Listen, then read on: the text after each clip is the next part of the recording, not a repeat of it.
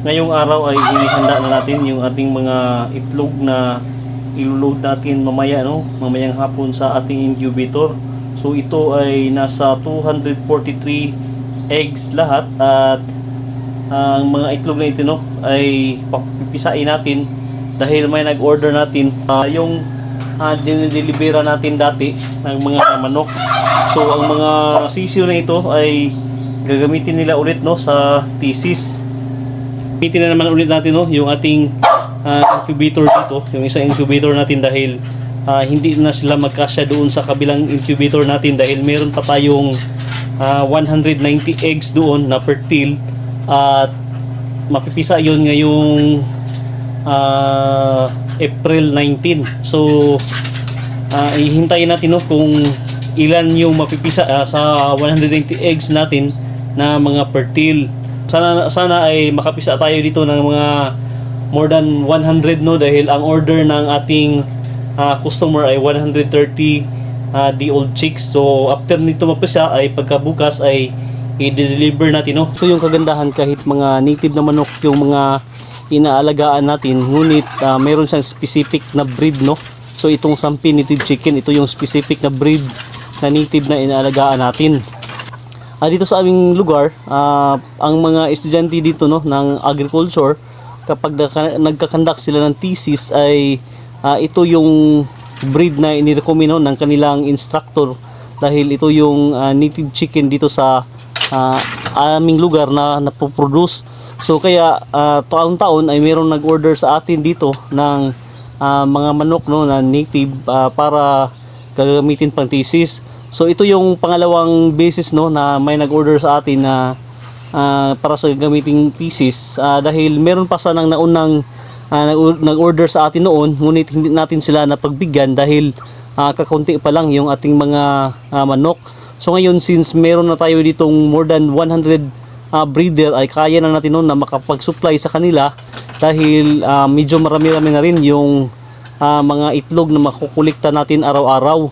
So hindi kagaya dati na wala pa tayong incubator, tapos maliit lang yung breeder natin, kaya hindi talaga natin kayang mag-supply, no, ng maramihan. So since ngayon ay meron na tayong ditong 400 seating capacity, no, na incubator, kung kaya kaya na natin makapag-supply ng mga 100 to 200 heads, no, ng mga sisi o di kaya ng mga hardened chicks para sa mga gagamiting pang thesis, no. Dati kasi ay mostly yung mga nagkakandak ng thesis sa agriculture ay yung mga broiler lang, no, na mga manok ang kinakandak ng study, yung mga broiler, yung mga layer.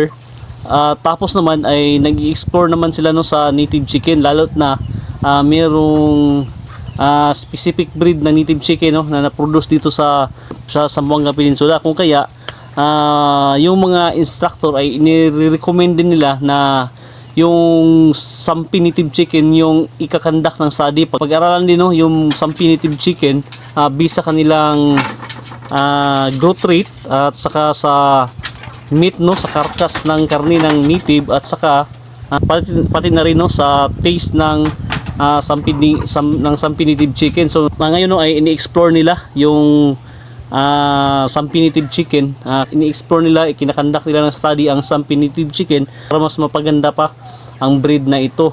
Pati yung mga manok natin dito na nandito ngayon sa ating farm ay ito na rin, no, yung mga natitira sa ating mga manok dati na kinakandak natin, no, ng study. Ang study natin dati, no, ay ang growth rate ng isang Sampi native chicken sa loob ng 3 buwan. So from chicks to 3 months ay kinakandak natin, no, ng study ang Sampi native chicken kung magkano ba yung kanyang average weight within 3 months. So kaya, no, na-prove natin na ang Sampi native chicken ay nagkaka-average siya ng mga 1.3 kg within 3 months from day-old chicks. Dahil yan yung study natin dati. So kung kaya naisipan natin, no, na mag-production ng native chicken, ipapatuloy natin itong mga manok dahil nakita natin na feasible siya in terms sa marketing, no, dahil hindi na tayo aabot pa ng mga 4 to 5 months bago natin maibenta yung ating mga native chicken. Hindi kagaya, no, ng mga pure na native talaga, yung maliliit na native na aabutin ka pa ng 4 to 5 months bago mo ma-dispose, bago siya tumitimbang ng 1 kilo. So dito sa Sampin Native Chicken, within 3 months ay magkaka-average na siya ng 1.3 kg. So hindi naman lahat ay tumitimbang ng 1 kilo mahigit, pero kadalasan ay nasa mahigit 1 kilo na yung ating mga manok.